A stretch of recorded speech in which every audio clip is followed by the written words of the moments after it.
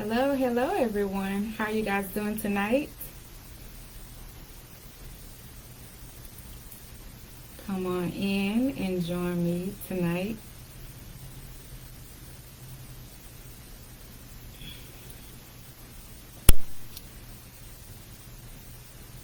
Hello everyone, and to all of you who don't know me, I am Shalita Marshall and I support women transitioning into divorce.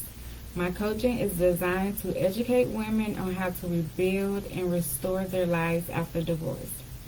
So tonight I will share with you things that I wish I knew before deciding to get married. In 2009, during that time I was single. In my head, I thought I was living my best life, but I honestly did not like being by myself. So I went into a relationship for all the wrong reasons. I didn't love myself like I should have. You know, we're not taught to truly love ourselves, to date ourselves, to like being by ourselves. We're just taught to be in a relationship and always find love, always looking for love, you know, those type of things. So my suggestion for you is that get yourself together first. Don't be so quick to jump into a relationship so soon if you're just not getting out of one. Heal from your last relationship and truly heal, meaning get the help that you need. Seek out counseling. Seek out a therapist. It's okay to talk to someone because you can't just continue on through life with all these thoughts or feelings and emotions just within yourself. So seek counseling because they can help you identify the goals and potential problems that you may have that causes emotional stress, that causes you to not communicate properly with someone. They can help you identify listening skills if you need some. They can also help you strengthen self-esteem and the way you think about life situations. Speaking with someone, they can help you see how your behavior changes during rough times, during season changes. And you also need to heal from your past issues like soul ties, past hurts, childhood trauma. Believe it or not, we all have childhood trauma that we take into these relationships and not realizing that's where most of our problems come from. So getting healed and understanding the things that you need to deal with within can help you see the red flags in the beginning of your relationship. That way you don't go into a relationship being manipulated, taken advantage of. There are people out there that run scams on people, so you don't want to be one of those people. Trust me, it's not a good feeling at all. So get the help that you need in order to be the best version of yourself. That way you don't have to seek approval from anyone. You can have joy and happiness just from within yourself, being happy with your life, being content with yourself, being confident in yourself. So, like with me, myself, after my divorce, I found love in God. I put my trust in God. So, I can say, trust God. Seek out God for the plan that He has for your life because He knows better than anybody. And trust God's timing. Let God's rejection be your protection. That's something that I stand on now because, like I said, He knows better than anybody of what your life should look like and what each person's life is like, their motives are like, their thinking is like, and their heart posture. So just allow God to guide you through your relationships, and figure out the purpose that God has for your life. Don't just sit around here thinking that, oh, your purpose is to have a man to have kids. At the end of the day, that is the goal. But you should want your own purpose. You should want your own plan and your own business, or if you're an entrepreneur, just building up these things that you have on your own, whether it's getting a house, a car, a pet. Just focus on yourself. Do these things by yourself. Enjoy your single season. So don't be so focused on just being single. There's a lot of things to do while you are single, because once you get married, that freedom that you have, it won't be as free as it was beforehand. So save money. Work on your credit if you need to. If you like to travel. Go to the places where you've been dreaming about going. Try new things. Read more. If you like myself, like to eat, I love to try new foods. So go to restaurants that you like to go to. You don't need anyone or a man to take you out or to do the things that you like to do. Do those things for yourself. Take on new hobbies.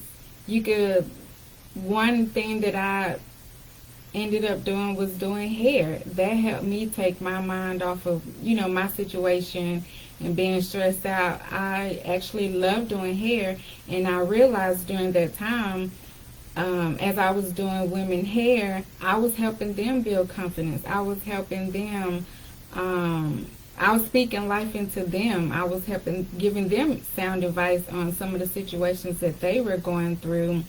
And that became my outlet. So if you like to sew, take up sewing classes. Start making clothes for your kids, or start making things for your house. That way you can become a designer one day. And then those things could be in stores or in magazines. Or I just feel like, don't sell yourself so short just being caught up on, oh, I'm single and I need to have a man, because there are a lot of things to do besides having a man. If you have a bucket list, start checking those things off your bucket list. That way you can have most of those things done by time you meet someone and get married, because once you get married and start having kids, you may not have that time to start doing those things. So I suggest just go ahead, living your life and doing the things that you love and like to do. Another thing that I suggest is getting an understanding of what marriage really is. Hang around married couples. Visit inside their home. See what their relationship is like inside the home, because most of the time the way people are outside is not like that. Sometimes it's not like that inside of the home. So if you have friends, aunts and uncles, family members, just get with them. Ask questions about marriage and what marriage is like. Ask them the hard questions. What is their marriage like? What happens when their finances get low, or what happens when one of them loses their job? What happens if one of them become disabled? Those type of things can really put a strain on your marriage. So get around people who's open and honest and can share with you things that they're not just going to put out there for anybody else. And so you should know that marriage does not define you. Marriage does not complete you, and marriage most definitely does not make you happy. You have to be happy within yourself first. You have to be complete within yourself before you get in any marriage. Because if you come into the marriage 50% and they're coming to the marriage 50%, that doesn't make the marriage whole. You both have to be coming to the marriage 100% whole and healed before you can attempt to have any good and happy marriage. Also, marriage does not make your problems go away. Whether it's family problems, past hurt from old boyfriends, or if you're divorced, the hurt from those past divorce, You have to get healed first. Also, don't look at someone else's marriage and wish for that, because, like I stated earlier, you don't know what goes inside of their home. You don't know what it takes to even, uh, get dressed in the morning. Sometimes people, things can be so rough inside the house to where people just don't have energy to do anything. People don't want to associate with anybody. So don't wish for what somebody else's have. In marriage, there is a lot of compromising. So make sure that you're willing to compromise, because you have to think about it. You're two different people from two different households, two different upbringings, coming into one household with different beliefs. You're just not going to agree and click on every single thing. So be willing to compromise and understand what a healthy relationship looks like. You want to be able to ask them questions. You want to be able to observe them around their family and friends, how they get along with their parents. If it's a male, how he speaks with his mom and his sisters. How does he treat them? Does he talk negative around everyone? Does he curse around everyone? So you have to be mindful of those type of things, and how they communicate with each other, how they communicate with their friends. If they have a reckless mouth, more than likely they will have a reckless mouth with you. So if those are some things that you're just not willing to deal with or compromise with, I suggest you stay clear away from it. And you both have to be a good listener. So being able to listen to each other and knowing how to speak to your partner is very important, because if both of you guys are talking at each other, then neither one of you guys are listening to what each other has to say. So you both have to be open to share your feelings, share your thoughts, share your emotions with each other, because once a problem arises, how are you guys going to handle that? Are you just going to sit here and yell and fuss at each other? Or, you're going to sit down and talk about the situation and try to figure out the best way for your household? Make sure that you both have the same goals and purpose for y'all's relationship, because what you do can affect your future and your kids. So you both should be disciplined in your finances. You both should have good credit. You both should be willing to save, or just have some type of budget to where you guys are able to pay bills and still be able to do the things that you both like to do. So just sit down and discuss what is important between the both of you guys. Knowing each other's background and what it looks like is very important. I don't know my father, so I really don't know what his side of the family history is. And there are times where I do wish that I know, just because of some things that I've had, happen within my life. Like I said before, I have had a hip replacement, and that was like devastating to me, because I don't know or understand where that came from.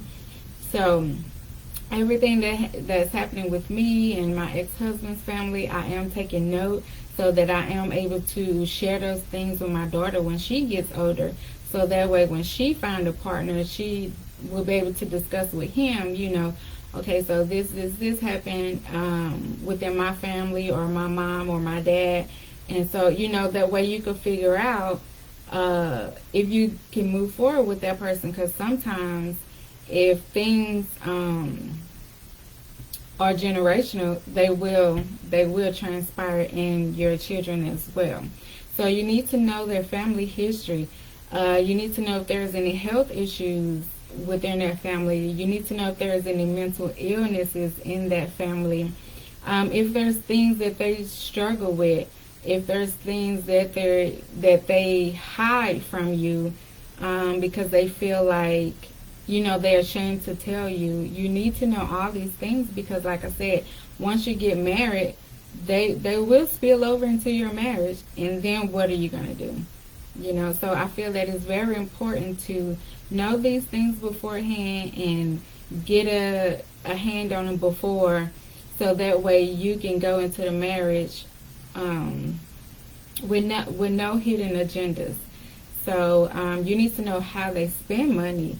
If they are a reckless spender, if they don't pay bills, like I said, that will bleed over into your marriage as well. Just because you're married doesn't mean that you're going to have a lot of money. Just because you're married doesn't mean you're going to have the biggest house, the nicest cars.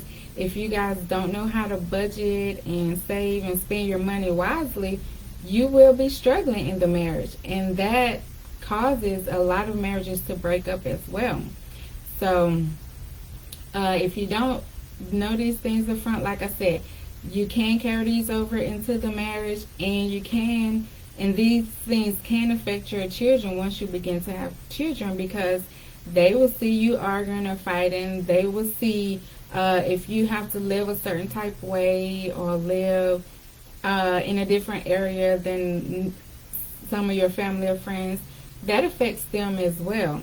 And it also, you want to be able to teach them how to save and spend money and pay bills and just be responsible. So make sure that you get with somebody who is responsible, someone who you can communicate with, and someone who, like I said, have the same goals in mind that you have in the future that you want for yourself and your marriage. So that's all I have for tonight. I just wanted to share my thoughts with you on the things that I wish I knew before marriage. Like I said, for me, I just did not want to be alone. I did not want to be single. I did not like living by myself. So I went into a relationship for all the wrong reasons. And now I know better, so therefore I do plan to do better. And if you have any questions, just let me know. You can send me a message if you have any questions, or you can send me an email at contact@creativelinkcoaching.com. And if you would like to schedule a free consultation, I do offer 30 minutes. You can go to my website at creativelinkcoaching.com. Thank you. Have a good night.